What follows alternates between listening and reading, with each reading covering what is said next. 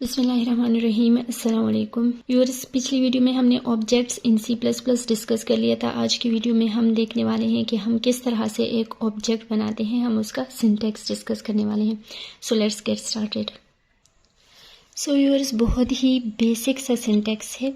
आपने ऑब्जेक्ट किस तरह से क्रिएट करना है, आपने क्लास नेम लिखना है, ठीक है, जो आपने ऊपर क्लास डिफाइन किया है, और उसके लिए आप ऑब्जेक्ट बनाने लगे हैं। तो सबसे पहले आपने वो क्लास नेम यहाँ पे लिखना है एग्जैक्टली वैसे ही जैसे आपने ऊपर उसको डिफाइन किया है, ठीक है। और उसके बाद आपने स्पेस दे के ऑब्जेक्ट नेम लिखना है और फिर सेमीकोलन लगना है, ठीक है। तो ये सिंटैक्स है ऑब्जेक्ट के लिए।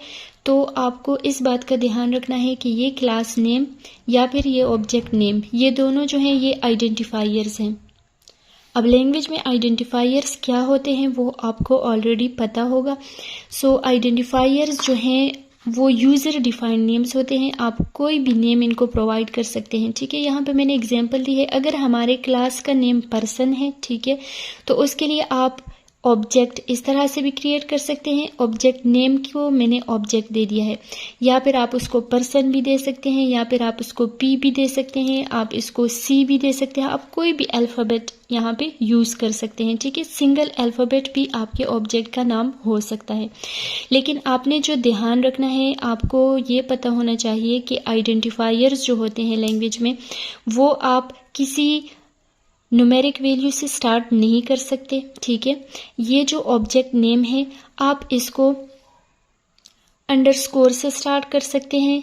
इसमें आपके पास अल्फ़ाबेट्स आ सकते हैं, ठीक है। लेकिन ये जो ऑब्जेक्ट नेम है ये आपके पास कीवर्ड नहीं हो सकता। अब कीवर्ड क्या है? कीवर्ड जो है वो पहले से प्री डिफाइंड कुछ वर्ड्स होते हैं जो कि कंपाइलर को पहले से समझा दिए गए होते हैं, ठीक है। जैसे कि हमारे पास हम लिखते हैं इंट। अब इंट क्या है? ये हमारे पास एक कीवर्ड है। इसी तरह हम लिखते हैं डबल। अब डबल क्या है? ये एक कीवर्ड है। इसी तरह हम लिखते हैं स्ट्रिंग। इसी तरह आपके पास एक और कीवर्ड है मेन, ठीक है। ये चीज़ें ऑलरेडी लैंग्वेज में प्री डिफाइंड है, तो आप इनको एज ऑब्जेक्ट नेम यूज़ नहीं कर सकते। बाकी आप ऑब्जेक्ट नेम जो है ये कंप्लीट आइडेंटिफायर्स के जो रूल्स हैं उसको फॉलो करता है, ठीक है। सो आज हमने देखा कि हम किस तरह से ऑब्जेक्ट क्रिएट कर सकते हैं। आइडेंटिफायर के रूल्स अगर आपको नहीं पता तो मैं नेक्स्ट वीडियो में वो डिस्कस कर दूंगी। अभी के लिए इजाज़त दें। खुदा हाफिज़।